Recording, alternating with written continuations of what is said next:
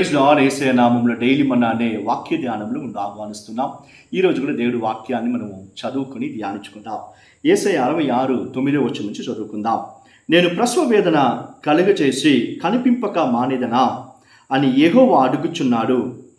పుట్టించిన వాడిని అయినా నేను గర్భమును మూసేదనా అని నీ దేవుడు అడుగుచున్నాడు అని ఈ భక్తుడు రాసేది మనం వింటున్నాం, చూస్తున్నాం, చదువుకుంటున్నాం.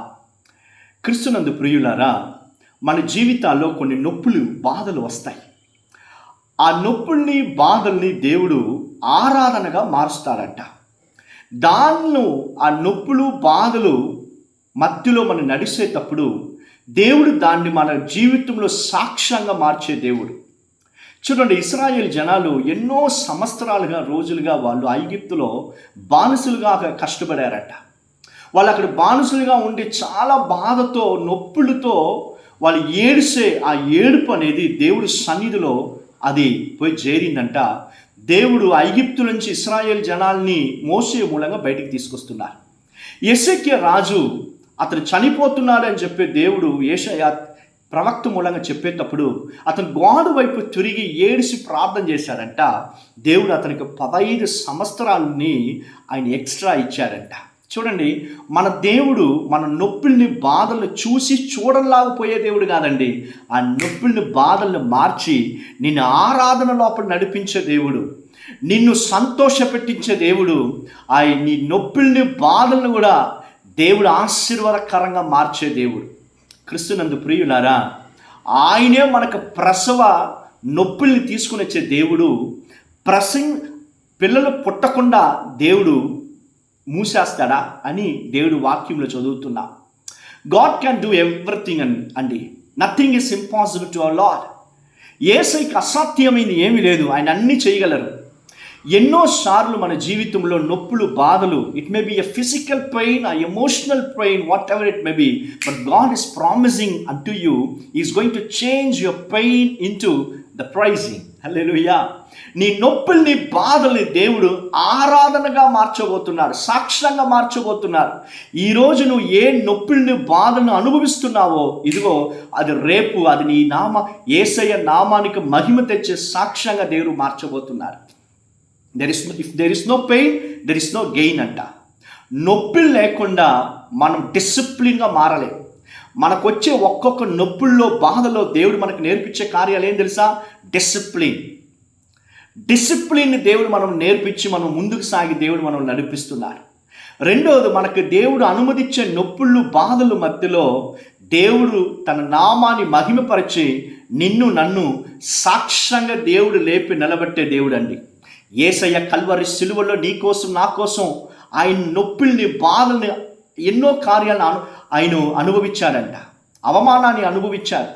కూడా ఉన్న వాళ్ళే అతన్ని ఎవరని తెలియదని చెప్పి యేసయ్యను దూషించి పారిపోతున్నారు.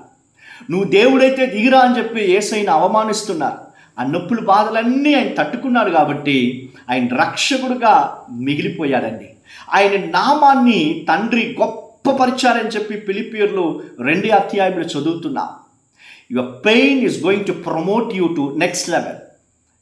Do not be worried. Your pain is just for the promotion. నీ బాధల్ని, నీ నొప్పుల్ని పట్టుకొని దేవుడు నిన్ను నెక్స్ట్ లెవెల్కి తీసుకెళ్ళిపోతున్నారని చెప్పి అర్థం. Your pain God is making you to give you promotion అంట. పెయిన్ ఎందుకంటే నీకు ఒక ప్రమోషన్ దేవుడు ఇవ్వబోతున్నారు. Your pain is going to make the way for your promotions. నీ పెయిన్ని దేవుడు ప్రమోషన్ని తీసుకుని వచ్చేదానికి వాడుకోబోతున్నారు. But listen, if you have any sickness in your body, in the name of Jesus, God is going to heal you right now. నీ శరీరంలో ఎలాంటి బలహీనతలు ఉన్నా యేసయ్య నామములో అభిషేకించబడిన సేవకుడుగా చెప్తున్నాను, యేసయ్య నిన్ను స్వస్థపరచబోతున్నారు.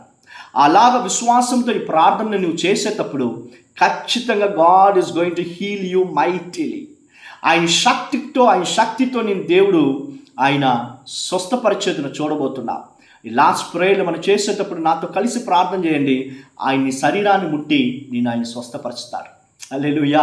సో భయపడబాకండి. దేవుడు నీ మొరని విని, నీ బాధని, నీ నొప్పిని దేవుడు సంతోషంగా మార్చబోతున్నారు. ఎవరికి చేస్తారంటే ఇది, అది చాలా ముఖ్యం కదా. ఇదే చాప్టర్లో 66 చాప్టర్లో 5వ వచనం చదువుతున్నాం. ఆయన వచనానికి, ఆయన వాక్యానికి ఎవరందరూ లోబడతారో, అంగీకరించుకొని దాన్ని విశ్వాసిస్తారో, వాళ్ళ నొప్పులను, బాధలు దేవుడు సంతోషంగా మారుస్తారంట. అదే లేఖనంలో రాయబడి ఉంది.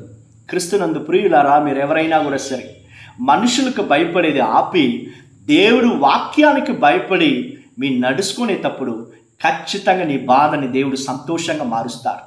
Your pain is going to give you promotion. Your pain is turning into pricing.